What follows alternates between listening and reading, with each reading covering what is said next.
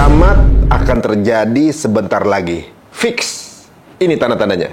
Assalamualaikum teman-teman Cita Untung. Kiamat sudah dekat. Apa benar? Tanda-tanda kiamat banyak menjadi pembahasan, salah satunya isu kekeringan. Dan yang terupdate, apabila Palestina merdeka, kiamat akan terjadi. Agar tidak simpang siur, mari kita simak penjelasannya bersama Ustadz Rahmat Baikuni hanya di Cerita Untung.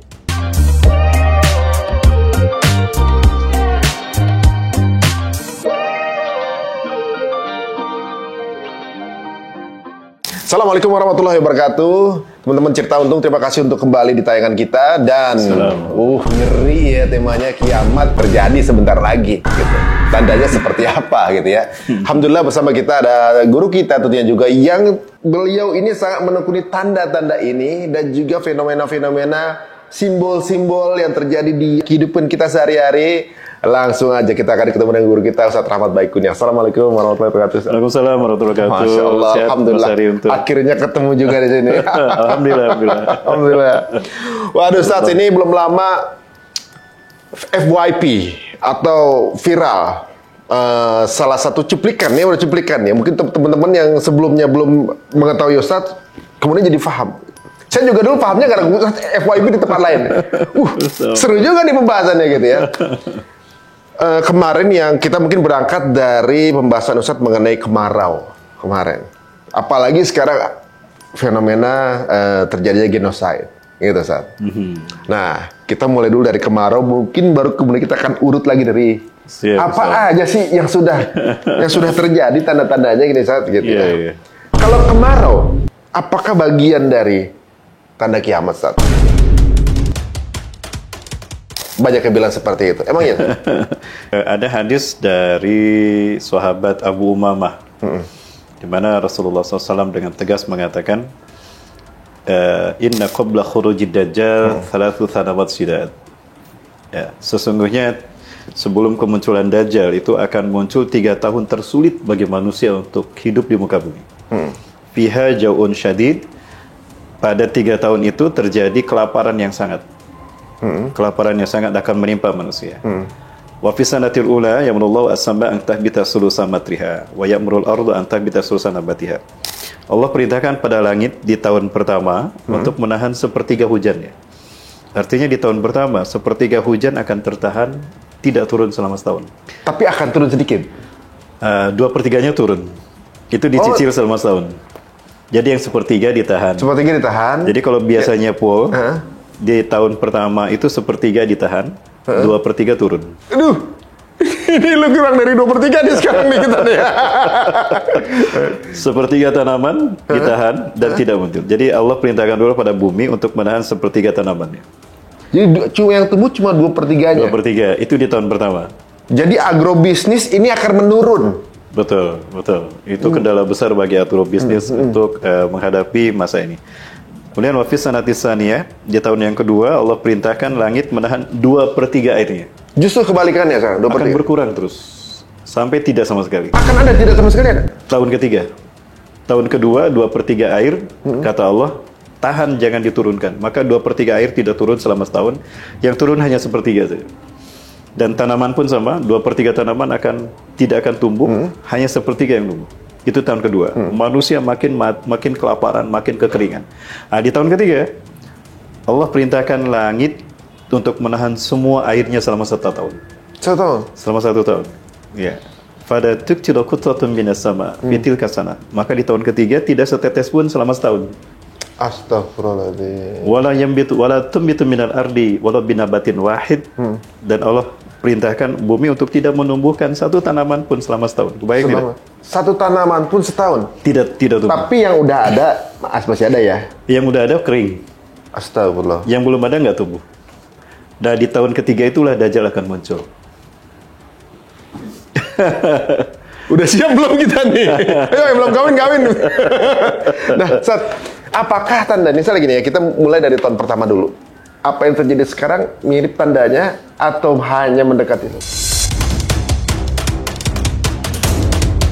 Jadi begini, ada satu metodologi agar kita aman dalam membuat sebuah kesimpulan ya.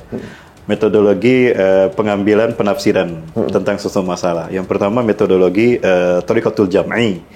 Semua dalil-dalil terkait dengan masalah kita itu harus kita kumpulkan. Kita urutkan dulu Quran, baru hadis. Nah, Quran pun yang lebih mendekati masalah, terus agak jauh di bawah. Hadis pun demikian. Setelah Thariqatul itu baru kita ambil Thariqatul Tarjihnya, natijahnya kita ambil dari kesohihannya, kemudian diambil juga dari maknanya, baru kita simpulkan. Nah, kesimpulan ini ada juga syarat diukur ukuran kedua, penyaringan kedua, yaitu tidak boleh bertentangan dengan ayat Quran, tidak boleh bertentangan dengan hadis yang sahih, tidak boleh bertentangan dengan kaidah bahasa Arab, dan tidak boleh bertentangan dengan tarikh. Nah, kalau kita kaitkan dengan hadis yang lain, sepertinya bukan saat ini. Sepertinya masih belum. Masih belum. Nggak, maksudnya dengan keadaan sekarang aja udah berat sih sebenarnya. Berarti ketika yang benar-benar tanda realnya itu akan jauh lebih berat. Lebih berat lagi.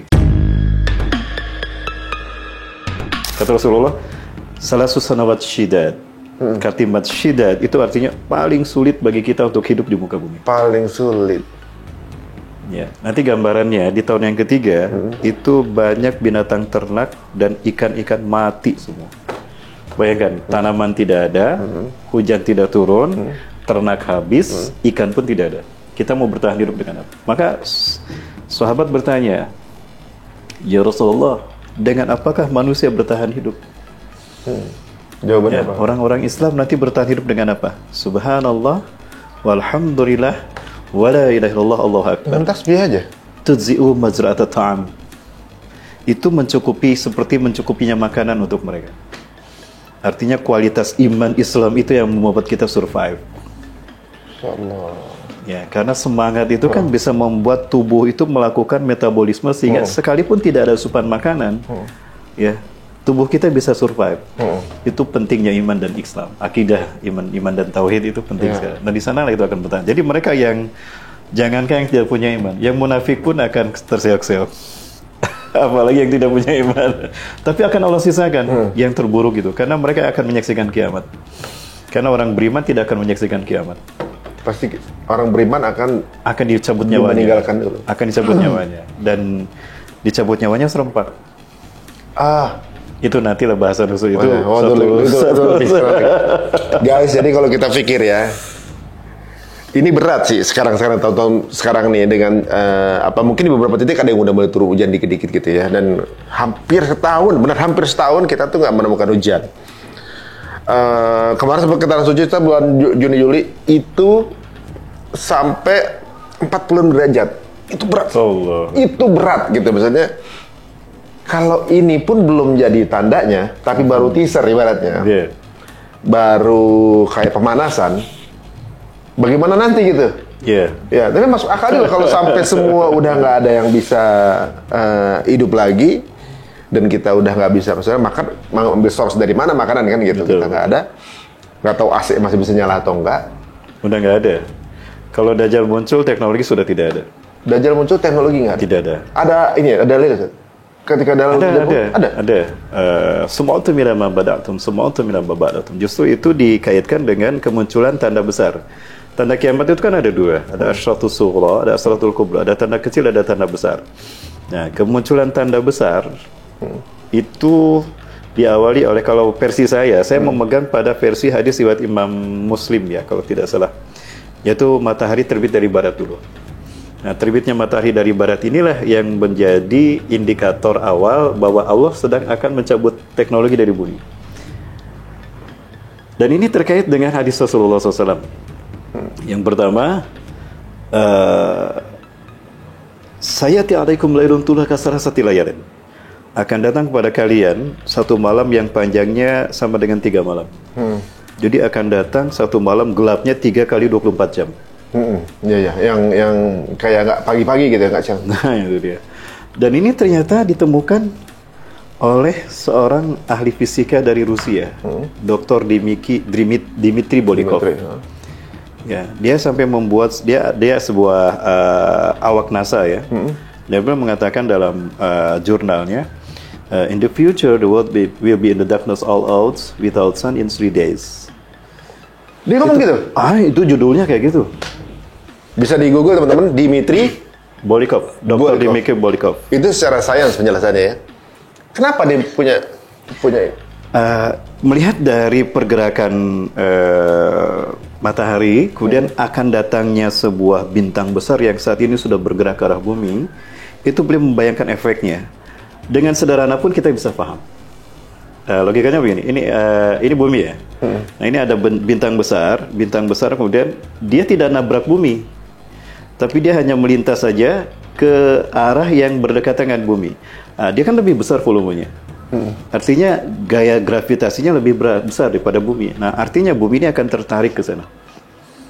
Namun karena bumi ini terkait dengan gravitasinya dengan matahari, inti tata surya kita, bumi sebetulnya tidak akan tertarik, tapi dia akan bergeser saja. Nah, pergeseran inilah yang mengakibatkan perpanjangan waktu. Malam jadi 3 kali lebih panjang, siang menjadi 3 kali lebih panjang. Ini ilmiah banget, scientific habis. Dan ini hadis Rasulullah. Dan inilah yang menyebabkan dia masuk Islam. Dmitry Bolikov.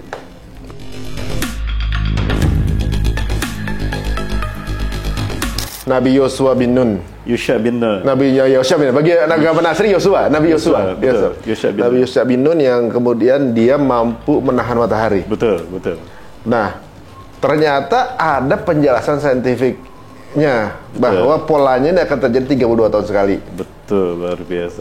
Nah, pola ini nggak tahu, pokoknya dari apa namanya, pergerakan matahari atau apa gitu ya. Iya. Yang dulu beliau berdoa supaya kemudian dipanjangkan matahari supaya bisa masuk ke tanah Syam gitu kan. 11 tahun sekali. 32 tahun sekali, 11 tahun sekali kalau nggak salah. Dan itu terkait dengan WTC.